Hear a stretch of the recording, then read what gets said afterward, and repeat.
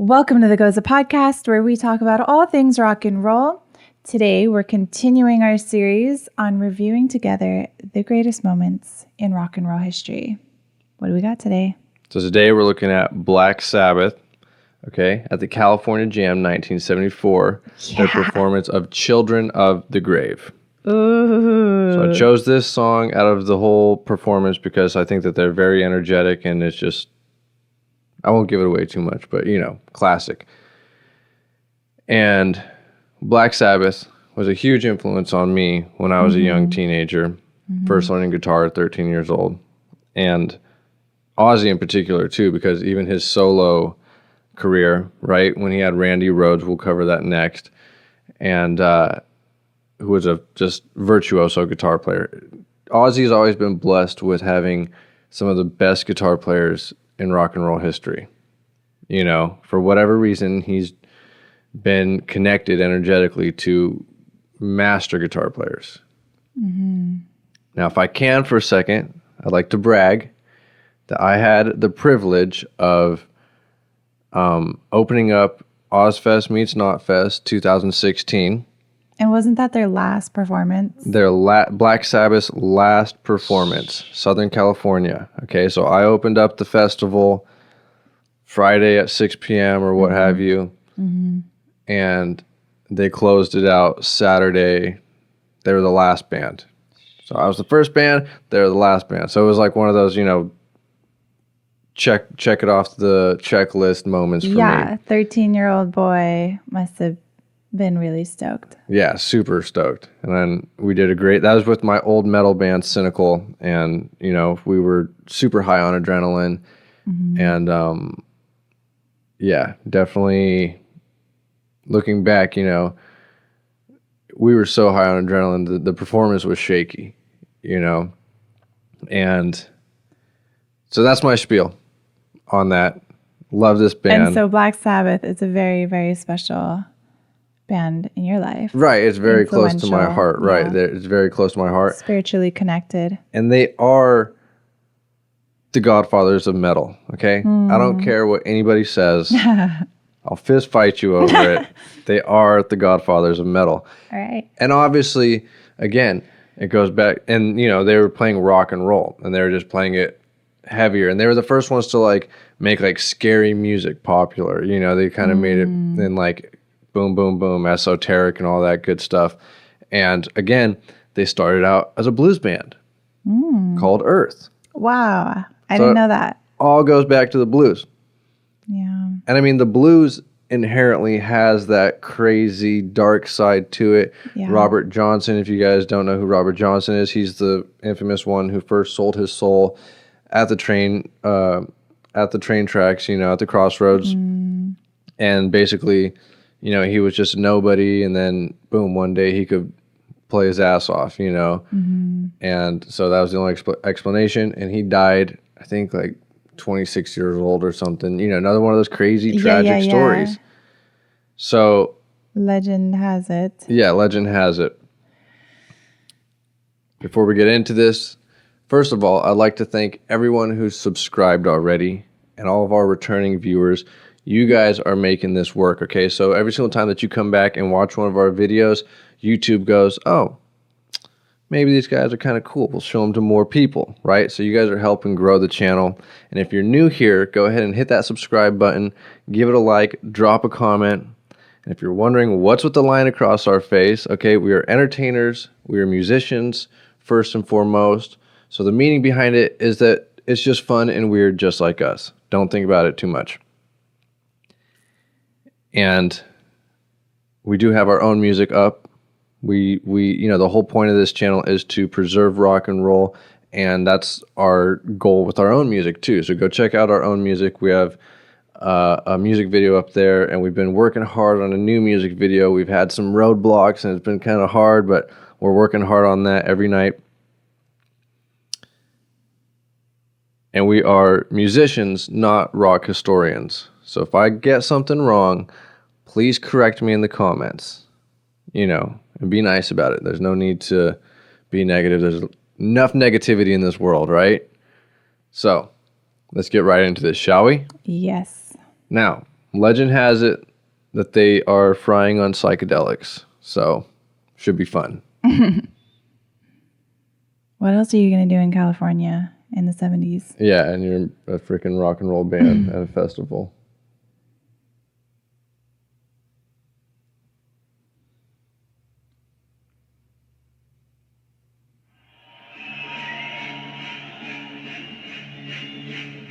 Love the fringe he's wearing. Yeah.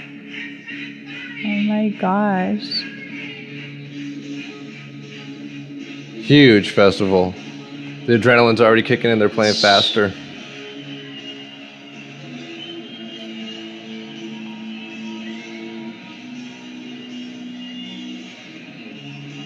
The crowd is eating them up.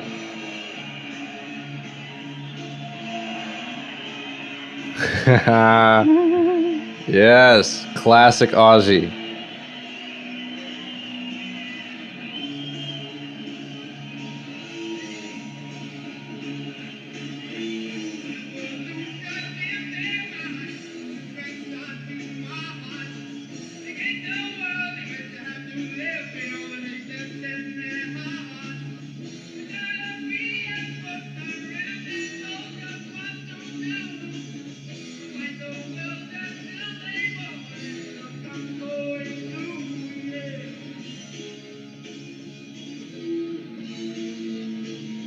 So different from anything else that's been popular. Yeah, at that time, yeah, for sure.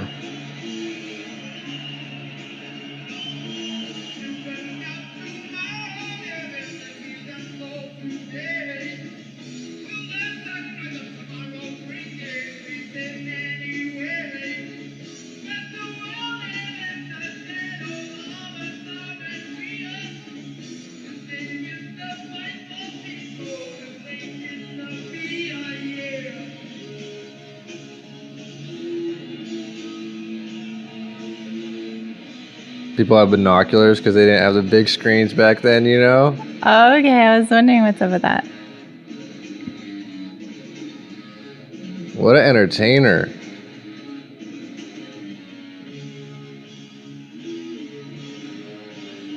Yeah. So heavy.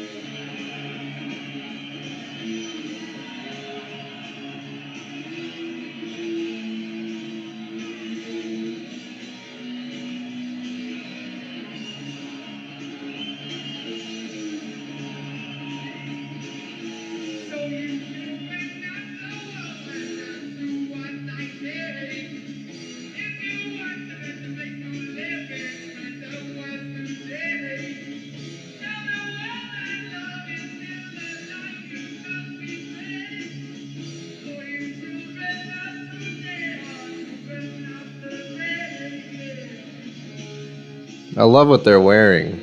No, they just look like some good old hippies. But like more flash though, a little bit more pizzazz, you know? Definitely like rock star status.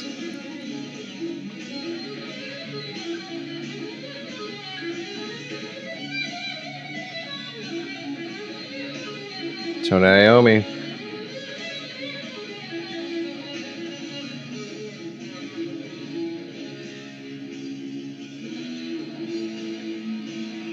The sound man didn't turn his guitar down. Yes. Like a good...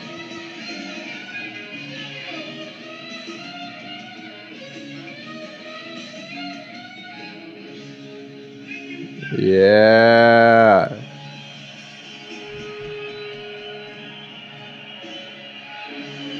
Nice job, Ozzy and the boys. Good job, sound man. Yeah, so many times, I mean, sound men mess it up. They're trying to be too perfect. You know, oh, the guitar is too loud right there. Let me turn the guitar down. No, the guitar is supposed to be loud right there. It's a guitar solo. You know, that's the whole point, is it's rock and roll. It's supposed to sound like it's busting out of the speakers, coming at your face, you know? Yeah, I mean, I just loved Ozzy's energy. That's just, and he never lost that, you know, to this day. I mean, he's still performing to this day. It's crazy. He's super old. And that energy where he just throws off his shirt and he's jumping. It's like that he never lost that little kid inside of him, you know? Yeah, totally. It's like you see him and like it awakens your inner child, you know? Yeah, beautiful performance.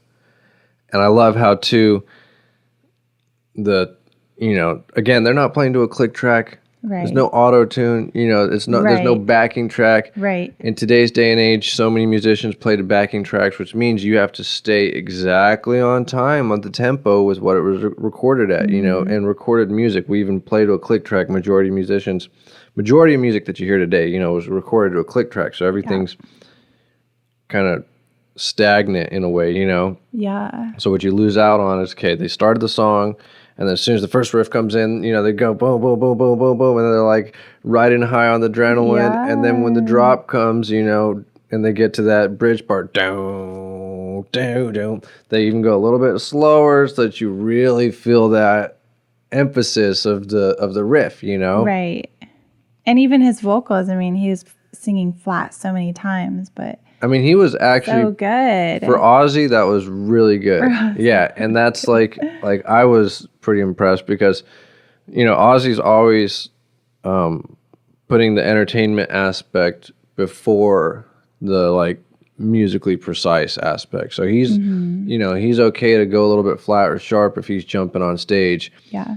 As opposed to Tony Iommi, right? I don't know if you noticed, the guitar player, he wasn't super animated. You know, he's just holding it down boom, boom, boom, because he's, okay, Ozzy's going crazy. I can't afford to mess up the riff, mess up a part, you know what I mean? So it's this, again, Black Sabbath is one of those bands that's a cohesive unit that every member is special to the band. Right. And if you take away one, it's no longer Black Sabbath. Right. That's why it was so controversial when, you know, in the later years, they didn't let the drummer Bill Ward perform with them because they said because he couldn't keep up anymore. Oh. He said because he wanted more money. Oh. So, you know, who knows? You never know with that kind of stuff. Right. Multi-dimensional. And when you got Sharon Osbourne calling the shots, you know. Gosh, yeah. Females always make things more complicated. That's one thing for sure. I'm sorry, but coming it's from true. A female's mouth, so boom, I didn't say it, she did. But I mean, you know, Ozzy would not be where he's at today without Sharon. Like, she was a huge part of his success. Love her or hate her. I mean, she's still pimping him out. She's Still got him on a day. podcast on YouTube, just sitting in the back, like, right. while they do all the talking. Yep, you got the whole family in there. And, you know, her father was a famous manager. Her father managed Black Sabbath and a bunch of other bands. Don Arden, his and name wasn't was. he like connected with Jimmy's manager in some weird way? Yeah, I think apprentice of Jimmy's manager. Other way around. Yeah, Jimmy's manager was like an apprentice under Don Arden. And Don obviously was this gangster guy. Big time. You know, violence, threatening people, you know, would produce a handgun if he had to, you know, not afraid to freaking whoop your ass type of guy. And it's one of those things where those were the guys that were running the music business back then. Right. Which was almost better than the people running the music business now. It's like the lesser of the two evils, you know, but we won't go down that route. We won't go down that route this episode, but it goes deep. And so you got to thank Sharon for making that happen, for making Ozzy, you know, because Ozzy is a pure artist. He doesn't have that business side. Most artists. Yeah. I like that.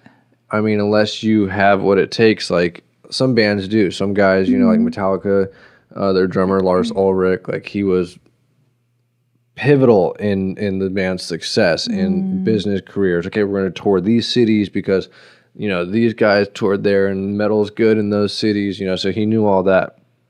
But most musicians, like Ozzy, he's just a pure artist.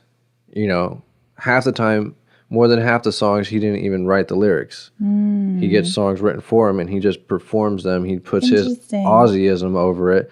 Bill Ward, not Bill Ward, Geezer Butler, the bass player, he wrote most of the lyrics for Black Sabbath. Wow, interesting. Yeah, so he was the one that was kind of like into the esoteric, into the mystical, and reading these crazy books and stuff. So he would like give these lyrics to Ozzy, and then Ozzy would just Ozzyism on top of him, right. and sell it. That's what makes Ozzy so great, because he could sell the song. He crazy charisma. He's insane charisma. He's all charisma. His voice is not like, he's not freaking Michael Jackson, you know what I mean? He's not a great singer. He's a great deliverer. He's a great artist. He makes you feel something, he conveys visceral. The message. Right. And God bless Ozzy Osbourne. Thank you for the metal. Yeah. We'll see you guys in the next one.